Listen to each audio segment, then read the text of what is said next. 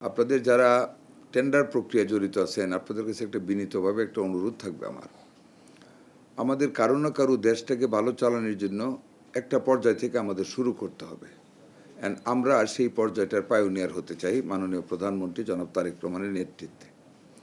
আপনারা নিশ্চয়ই এর মধ্যে ওনার অনেকগুলি কার্যক্রম দেখেছেন, যেগুলি অত্যন্ত ব্যতিক্রমধর্মী। উনি রিয়েলি মানুষের জন্য কিছু করতে চান, যেটা উনি ঢাকায় পা দিয়ে বলেছিলেন, I have a plan for the people, I have a plan for the nation, country. কাজে আমরা সেটা মর্মে মর্মে উপলব্ধি করি যে হি মিনস ইট। আমরা সেটা ওনার সহকর্মী হিসাবে, সহযোগী হিসাবে আমরা সেটা প্রতিপালন করতে চাই। কোনো পর্যায়ে কোনো দুর্নীতি যাতে না হয়, স্ট্রেট কাট একটা কথা। কোনো কাজের গাফিলতি বা অবহেলা যেন না হয়। আপনাদের এই দেশটাকে আমরা ৭১ সনে, আমি একজন মুক্তিযোদ্ধা, আমরা স্বাধীন করেছিলাম কিন্তু একটা বিরাট প্রতিশ্রুতি নিয়ে।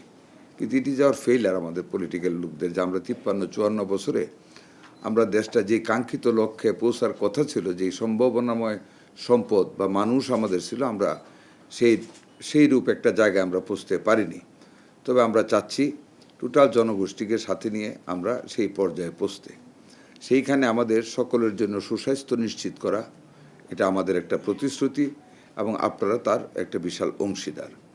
কাজে সেই সুস্বাস্থ্য নিশ্চিত করার লক্ষ্যে আপনাদের যন্ত্রপাতি, আপনাদের ওষুধ কেনাকাটা যা আছে সবই এটার সাথে সম্পৃক্ত।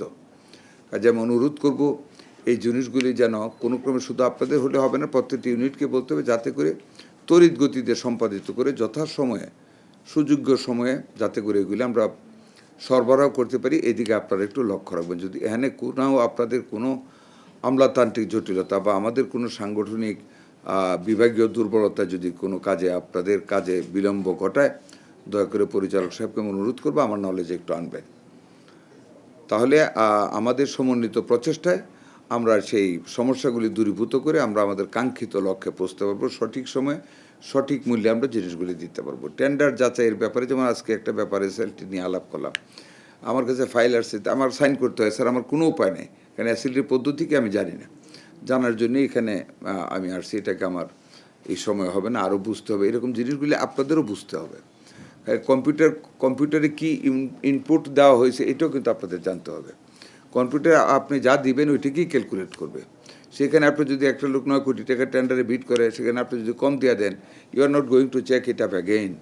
কাজে এটা তো একটা না, আপনাকে দেখতে হবে হয়তো the inputs are given properly.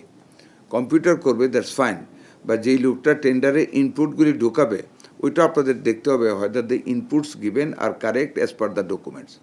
এটা একটু আপনাদের দেখতে হবে। এটা তো অনেক না, এক একটা ইয়াতে ৪টা ৫টা ৮টা ৯টা এর বেশি তো থাকে না।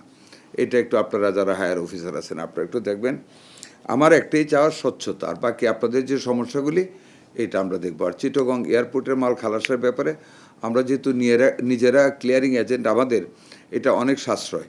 বাইরের ক্লিয়ারিং এজেন্টদের দিলে অনেক রকম বিল করে, অনেক টাকা সরকারের খরচ। We want to continue that, যদিও আমার উপর অনেক প্রেশার কিন্তু আছে, মানে এজেন্ট নিয়োগ করার জন্য আমি অ্যাভয়েড করি, আমি জানি আমি এজেন্ট নিয়োগ করবো না।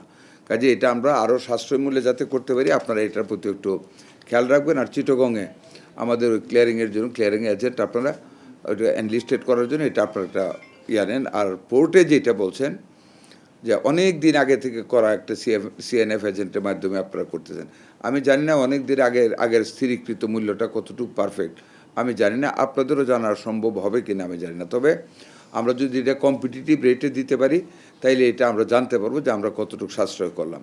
কাজে আমার অনুরোধ থাকবে ওই যে আপনি জানি কি নাম, হ্যাঁ করিম তৌহিদ সাহেব, যেটা আপনি বললেন যে ওখানে সিএনএফ এজেন্ট আমরা নিতে কী প্রবলেমটা বললেন জানি, এটা আপনি যোগাযোগ করবেন ঈদের পরে পরিচালক সাহেবের সাথে আলাপ করে। এই প্রবলেম তো থাকবে না, এটা কেউ না কেউ জানে কী কী ডকুমেন্ট আমরা সিএনএফ এজেন্ট নিয়োগ করতে পারবো, এগুলি কারা করে বললে আমি ওনাদের সাথে কথা বলবো। যেমন এখন ফিনিশ থেকে অল্প সময়ে আমরা ফাইল ফেরত পাই, টাকা বরাদ্দ পাই, এটা আগে হইতো না, ফাইল পড়ে থাকতো। পড়ে থাকলে তো হবে না, কেউ না কেউ এটার পিছনে দৌড়াতে হবে। আর সেই দৌড়াতের চাকরিটা আমি করতে চাচ্ছি, আমি করি। আপনারা আমাকে বলবেন, ইনশাল্লাহ আমি এটা চেষ্টা করবো, এটা যাতে আমরা অল্প সময়ের ভিতরে যেন আমরা সিএনএফ এজেন্টটা পোর্টে নিয়োগ করতে পারি, তাহলে আমাদের সেই আগের একই রেটে যাওয়া এটা থেকে আমরা বের হয়ে আসতে পারবো।